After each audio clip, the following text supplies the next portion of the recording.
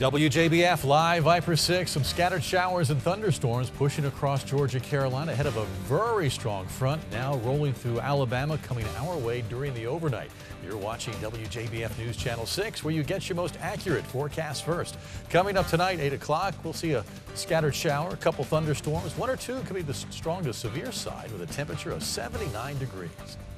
Right now on News Channel 6 at 5, yes, dangerous winds, rain and snow, storms ripping through the Midwest and South, producing reports of possible tornadoes. We are going to tell you what we can expect here coming up. Plus, a local fallen police officer's name is memorialized on the Georgia State Police Memorial Wall. Details coming up. I'm Archith Seshadri. Thousands of patrons here on the course and also hundreds of journalists will have a live report. Live from Television Park in high definition, the station you count on. This is WJBF News Channel 6 at 5.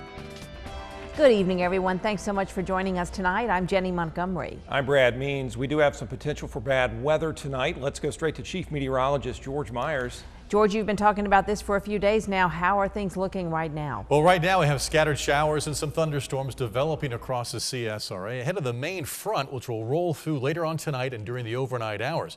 Take a look at our WJBF Live Viper 6. Just some spotty showers and thunderstorms right now, non-severe. They're moving north through Hampton, Allendale, and Barnwell counties on the Georgia side over towards Wrightsville and Louisville, all pushing to the north. As you pull out, though, look to the west. There's that strong line of thunderstorm activity. And a tornado watch is in effect across Alabama. Now a tornado watch has just been issued for northwestern Georgia, which includes Atlanta. John Lynn will talk more about that front in just a second. As far as our forecast coming up for the next few hours or so, we can look forward to partly to mostly cloudy skies with a chance of some showers and thunderstorms as we head into the evening hours. It's possible a couple of those could be on the strong side. Look for temperatures in the very warm, muggy 70s right through 10 o'clock tonight. John's in the forecast center. John, tell us more about that front coming through during the overnight hours. Yeah, George, the cold front we originally thought was going to be through here a few hours earlier. Now that front and that squall line producing the severe thunderstorms and the tornadoes has really slowed down a bit, so that has put the timing off. Let's take a look at the surface map. We'll take you through it hour by hour, and once again we'll start it off at 8 o'clock. The front is still well back across portions of northwestern Georgia as well as that squall line, but notice ahead of that front, pop-up showers and a few isolated thunder showers. We'll have to deal with those. A few could be severe as we head towards later on tonight. Now if you notice, by 2 o'clock in the morning that front is still around Greenville, Athens, and Macon, and that's still where the roughest weather will be associated. Look for it to start moving into our western lying counties after 2 a.m. in the morning. And we could see severe thunder showers, maybe a tornado or two, some damaging winds and some moderate to large size hail as well at around 5 a.m. in the morning. And then once again, we'll really start to clear the skies out and dry the skies out after the front moves through at around 9 o'clock in the morning. So once again, it looks mainly like an overnight event, but we could see a few pop-up showers and thunder showers just ahead of that cold front. So we'll continue to keep you informed and updated right here in the forecast center. Guys? John, thanks. Time now to continue our Masters coverage as we've done all week long. And tonight at the Augusta National Golf Club is Archith Seshadri. Archith, you are in the place where it counts. How is the weather looking where you are? Yeah, Jenny, it's a little windy here, but the weather is actually pretty nice. This morning when I came out here, I brought my umbrellas just in case, but no sights of rain out here. It's a little humid, but we'll take that. It's better than pulling out those umbrellas. And there are hundreds and thousands of fans out here looking to spot their favorite golfer. And among those, there's also hundreds of journalists from across the globe keeping a close eye on how their country's golfers are performing. These media men and women come from different time zones from across the globe. While their ethnicities may be different, their mission is the same: to cover the Masters. Certainly early in the mornings it's tough because the UK's 5 hours ahead. The main problem is the difference of time, the schedule we have, because we are now 60 hours in advance. It's a 12-hour time difference, so updating websites and constantly dashing back from the golf course, watching the players, trying to get a few quotes, coming to update stories for the website. International journalists constantly have to provide updates, sending back video, writing news stories, and updating social media. When I first came in the early 90s, we basically started writing on Saturday night and then did a 2,000-word story Sunday. Nowadays it's 14-hour days, tweeting, Facebooking, websiting the whole time. Thanks to technology, many journalists use their smartphones to capture pictures or take notes on their phone. But because cell phones are not allowed on the green, many journalists, regardless of which country they're from, still have to rely on the old pen and paper method. So whether you're a broadcaster from the BBC or a print journalist from the Times of India, the story will most likely revolve around golf. I've watched the Masters on TV from Asia for the last 25 years, and I felt like I knew the place even before I got here. I like it's very different from Spain, but I'm quite used. After so many years I came here. Yeah, you gotta love all those different accents. There are journalists here from as far south as Australia, India, Europe, and they're really enjoying Augusta here. They say they know a lot about the local elites and all the house renting traditions that we have here in the Garden City. And many journalists say it's like covering the Olympics, and they are definitely thrilled to be out here. Now, earlier on today, for the second straight year, the Big Three kick-started the Masters tournament this morning with golf legends Jack Nicklaus, Arnold Palmer, and Gary Player. Now, after hitting his first tee shot, Palmer gave it his patent fist pump. He won the Masters tournament 4 times. Then the Black Knight, Gary Player, he won the Green Jackets 3 times. And the Golden Bear, Jack Nicklaus, earlier this week, the 6 times Masters champion said he only wanted to make solid contact and that he, quote, didn't give a diddly darn where it goes. Now approaching the 10th hole Hurley this morning, there was already a big crowd out here. X marks the spot, literally, in this case. Now, we were there only 5 minutes, and more than 50 people are already gathered there, making that big X around there. It was filled with pine needles. Now, many of them reminiscing about the big moment from last year, while others tried to reenact it.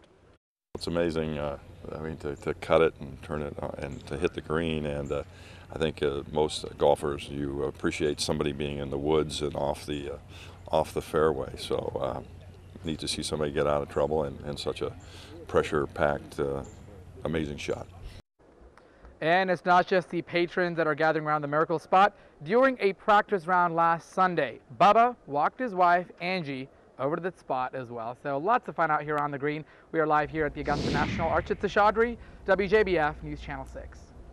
All right, Archit, thanks a lot for that. And now to the defending champions hovercraft. Bubba Watson has a very unique vehicle, and it's attracting a lot of attention online as well, going viral, videos of it. Bubba's hover has been on display today outside the restaurant somewhere in Augusta. Bubba signed an endorsement deal with Oakley in January, and that unique golf cart was born out of Oakley's desire to create excitement between the brand and Watson. Bubba's hover is the first ever golf cart hovercraft in the world. Another place where some visitors were found gathering today as well was Augusta's Red Carpet Tour. For the state of Georgia, the Masters is a great opportunity to showcase all that Augusta has to offer. The event's held in hopes of luring in prospective companies to set up shop in the Garden City. Our work really begins once the Masters week is over. Whenever we're in touch with these companies to say, I'm glad you had a nice time here. Now let's talk some specifics about the workforce in Augusta and the water and the wastewater, the transportation, and all the things that we sell Augusta to these companies. The event has been held at the Masters since 1959. It starts today and will wrap up Sunday when the tournament ends. Let's head back out now to Augusta National Golf Club with our sports director, Matt Zahn. Hey, Matt, I know it's a busy round one. Yeah, it sure is. Lots of players going low on this round one here at Augusta National, first round of the 2013 Masters. Now, Brad, you would know this pretty well. Seems like every year somebody that you've never heard of surges to the top of the leaderboard. This year is no different. We're going to take a look at who's on top right now. It's actually Australia's Mark Leishman. He's 29 years old, making his second Masters appearance. He played back in 2010, missed the cut. He fires an opening round 66. Right now, he has a one-shot lead over Sergio Garcia. Dustin Johnson has also moved into that group at -5 as well, one shot behind. Gonzalo Fernandez Castaño is 4 under along with Ricky Fowler and David Lynn. We're going to take a look at some more scores for you from this first round here at Augusta National. I can tell you, Trevor Immelman, the 2008 Masters champ, is -4 through 17. Georgia Tech's Matt Kuchar at 3 under. Fred Couples at 3 under. Zach Johnson also at 3 under, and we have 2 others also at 3 under. As for the local guys out here, Brian Gay from Louisville shot even par. Russell Russell Henley, the Macon native and former UGA alum, is at 1 under after he bogeyed the first 2 holes. Nice recovery by him. And Augusta native Larry Mize, pretty solid opening round for the veteran. He shot 1 over par. For now, we'll send it back to you. Patrons weren't only watching golf yesterday at the Masters, some even watched a man being arrested right outside the gates. His name is Larry Patrick Kraft. He's a patron, and Richmond County deputies say he's from Tennessee. Our cameras were rolling when deputies took Kraft into custody. You see that right there. Authorities say Kraft was asked to leave the course due to his aggressive behavior toward patrons and their religious beliefs based on how they were dressed. They say he refused to leave, so he was arrested and taken to jail. Selling Masters badges is big business, but it can get you in big trouble if you don't follow some simple rules. Right now, there are state laws that determine where they can be sold, where any tickets can be sold for that matter. You can't sell badges here within 2,700 feet of Augusta National. Last year, they arrested more than 40 people for doing that, many of them from out of state who just didn't understand Georgia's law. Also keep in mind there are things you cannot take with you to the course. Cameras are now prohibited since the tournament has started. Cell phones, PDAs, and other electronics are also not allowed. Large purses, bags, and backpacks, can't bring those in, leave them in the car. Other things to leave behind: strollers, folding armchairs, alcoholic drinks, and coolers. Also keep in mind those traffic changes this week while you're out on the road. Berkman's Road is going to be one way between 4 and 9 o'clock in the evening. Traffic can only go southbound on Berkman's, away from Washington Road. The eastbound I-20 exit ramp on Washington is going to be closed from 7:30 to 10:30 every morning. Drivers will be redirected down to Riverwatch. That's the next exit down. For a full list, go to our website, WJBF.com, or search ARC Traffic on Facebook and Twitter. Day 2 of the Columbia County Championship Festival continues tonight at the Lady A Pavilion. Country music star Chris Young headlining as part of the big Masters Week events out there. News Channel 6's Mike Miller joins us now from Evans with more as the show gets underway. Hello there, Mike.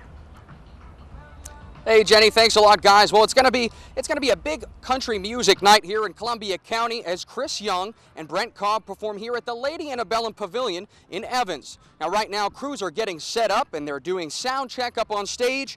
Food and beverage vendors are also getting set up. Now, back in 2011, Chris Young won 2 American Country Awards for Breakthrough Artist of the Year and for Single of the Year for his hit song Voices. The opening act tonight is Brent Cobb. He is an up-and-coming singer and songwriter from Ellaville, Georgia.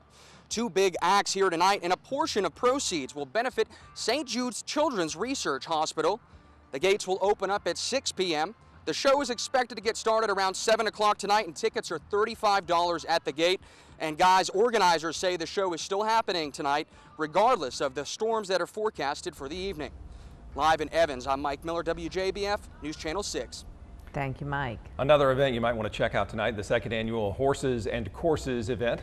Both of those are happening downtown Aiken starting about 5:30. There will be live music, an artist gallery, and of course the golf cart and horse parade that begins at 6:30. The parade will travel along Lawrence Street from Park Avenue to Barnwell. The Georgia State Police Memorial Wall was unveiled in Atlanta today. And one local fallen officer is being memorialized on it. Plus, why a local veteran is getting a free service dog. Stay with us.